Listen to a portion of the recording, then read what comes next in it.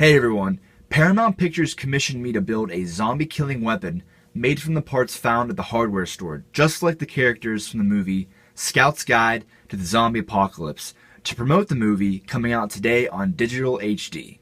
I watched the movie and thought it was pretty funny. There's a link in the description where you can download the movie. Here's my zombie killing invention, the Staberator. It's pretty powerful and badass with a duality of two weapons, a spear and a jackhammer. Not many zombies could withstand this killing machine. It runs on compressed air and is portable with this tank, so you can effectively maul through zombie hordes, wherever you go. Now I'll show you the parts I used to build it. We have a 1-inch T that connects to a 1-inch to 1/2 inch reducer. You'll also need a second one of those. This is a 1/2 inch by 36 inch pole, and then you'll want to finish that off by buying a 1/2 inch end cap. An air hammer rated at 90 psi, 7-inch long chisel bit set. We're going to be using this nice pointy one to break in the zombie skull and scramble their brains. A CO2 regulator that runs 0 to 125 psi. It also has a nice gauge on it, runs off of a paintball tank, and has this on-off valve so that you can power our pneumatic air hammer. 25 feet of pneumatic hose rated to at least 90 psi. This one's actually rated at 200, so we're definitely in the safe zone. We don't want to have any malfunctions when we're fighting zombies. Also, make sure that both ends have 1/4 inch NPT male threads. 20 feet of braided vinyl tubing. This is rated at 250 psi and has an inner diameter of a 1/4 inch. 1/4 inch full port ball valve. A 1/4 inch to 1/4 inch coupler. 2 1/4 inch hose repair kits. Inside of each kit you'll find a hose barb with a 1/4 inch NPT male thread. You'll need 2 of these in total. In the end, you'll basically just want to create something like this. Hope it's not too complicated, but you're going to take both of your male threaded ends and you're going to stick the hose barb into your hose. I cut this to about 4.5 feet, and then I wanted to make sure that this has a really tight seal, so I did use 4 of these small hose clamps. So all in all, just make sure that this hose barb fits into the vinyl tubing that you use. As long as it's the right pressure rating, you shouldn't have any problem, as long as it's over 90 psi. And then you want to make sure that this end piece here is a 1/4 inch NPT male thread. PTFE thread seal tape. An 8-inch survival hunting knife. 1.5 inch steel conduit pipe hangers. 5/16 nuts and bolts. A multi-bit screwdriver, pipe wrench, and 2 crescent wrenches.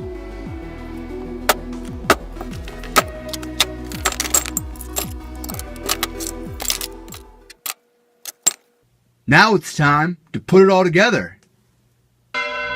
First, connect all of your black steel pipe and make sure that you use a pipe wrench to tighten everything down. Upon first opening your box with the air hammer, you're going to notice that there's a little plug here. You need to add some machine oil to help lubricate the internal parts. I've already done so. Then you take your steel pipe after everything's been tightened with a pipe wrench, and you can see these 2 threads here. You just take your air hammer and screw it into the top of this T, and it should have a nice, fairly firm lock into these threads here. Simple. Next, take your 1-inch to 1/2 inch reducer and use some of this sealant tape.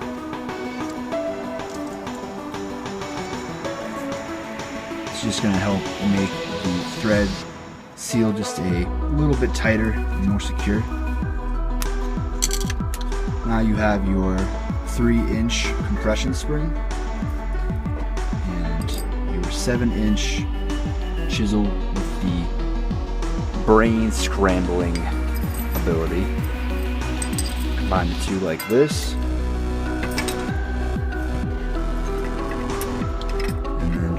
screw it into your 1-inch teeth.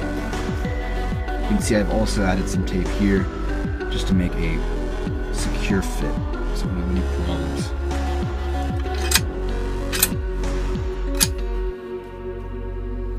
So far so good. So at this point you have this fully tightened down. These two you can leave loose, just make sure that they're on there. You don't really need to tighten those down to the very end. Take some of the seal tape, add it to your threads, add it to your air hammer, and then tighten it down with a wrench. I just want to go in a little more in depth on how I connected the steel conduit pipe hangers. So you have 3 of them, obviously they're number 4. On top I added these 5/16 bolts with a lock washer. Do that before you put these on because you're going to be using these in a little bit. Then for this one specifically, I wanted to show you that I have this little bolt here pinching the trigger down, that's locked in place so that when we throw the switch, the ball valve for the air intake, it's going to run the machine. So it's nice and simple. You don't have to pull the trigger from up here. It's going to be done nice and safely away from the zombies so that you can hack and slash away and have this thing running, doing its job. Then on the top here, I did modify this portion here slightly just because I wanted this to sit a little bit straighter because you can see I cut this little beveled edge there. I just used a file, and I also filed this portion here on the top, just filed backwards using this circular so that this would seat back a little bit farther. You can see how it goes back and forth, a little bit of room for it to slide back. That way it seats much nicer and it looks cool as well, both straight for the most part. So I just wanted to give you guys a better understanding of that. Let's go. Once you have this tightened down and airtight, you want to make sure that you give it a test before you start our next step. So here you can see our gauge. We're going to bring this up to 90 psi.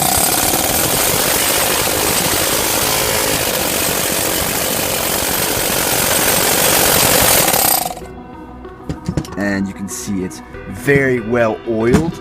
That's disgusting.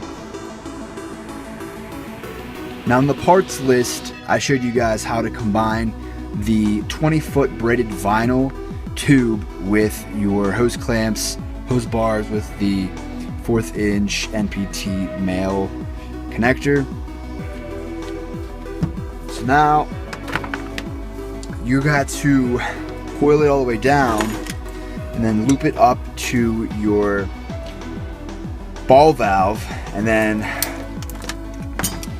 you have your coupler right here, which you can see underneath the black electrical tape, and then again you have your 2 hose clamps, which is, you can pretty much make that out. You guys just visualize, and then you run your hose back down to CO2 tank. That's pretty much it. Now we just want to connect our custom length hose to the regulator, bring it up to 90 psi. And you can see we're good right there, right about at 90.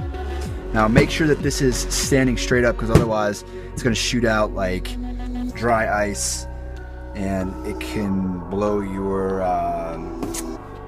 like air pressure regulators and all that stuff. So now we'll throw the switch.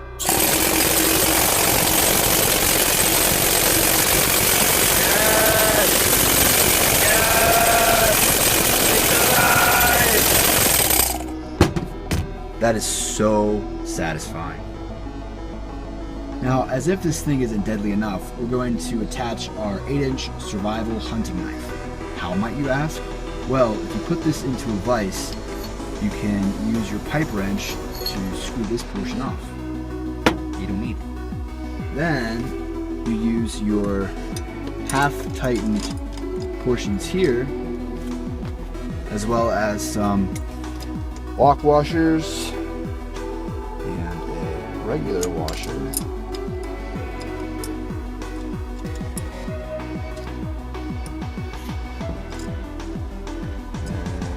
And just screw them all together. Now we have the tightened down spearhead. Oh man, is that sexy. Kind of looks like a freaking shark or something. I don't know. But let's turn it on.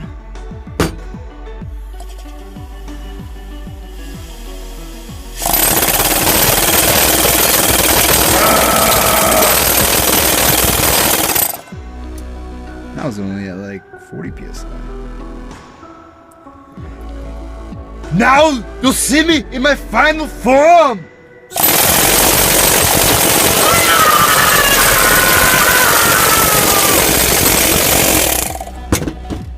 I think I lost my mind. Here we go, guys. We have the zombie killing weapon. It's a combination of a spear and a jackhammer. It's pretty badass. I call it the Staberator. So this is going to be smashing right into the zombie brain, scrambling it up, and if that runs out, we can always thrust and slice. Zombies don't stand a chance. Let's see what this baby can do.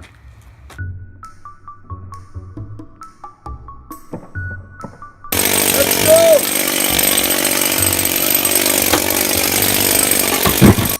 I don't think I was swinging too hard, but it seems like the 90 psi from the air hammer added some extra kick.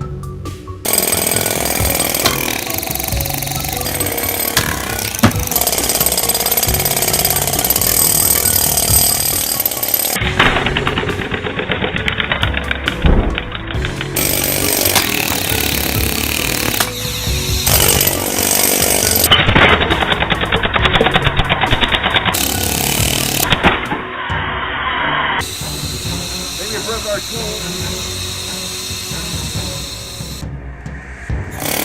Oh, it's still there.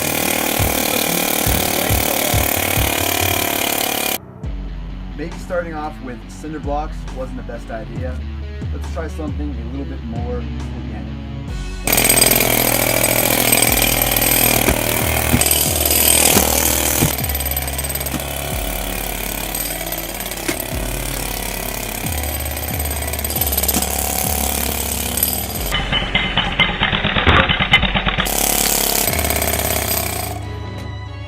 Not bad.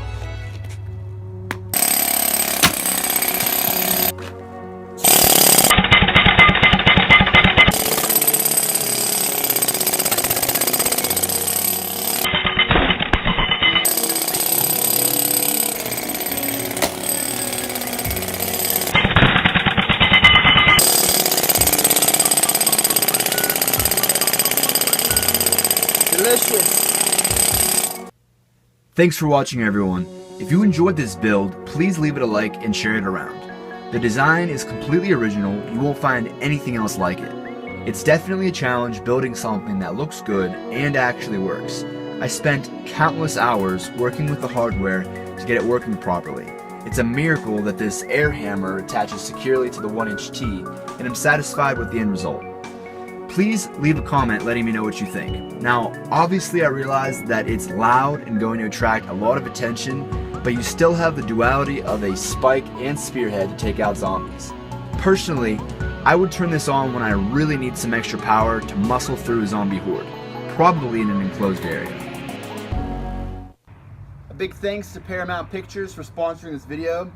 I had a lot of fun building this zombie killing weapon, and I was definitely inspired by the movie Scout's Guide to the Zombie Apocalypse. So go check it out, now available in digital HD, so that you can be prepared.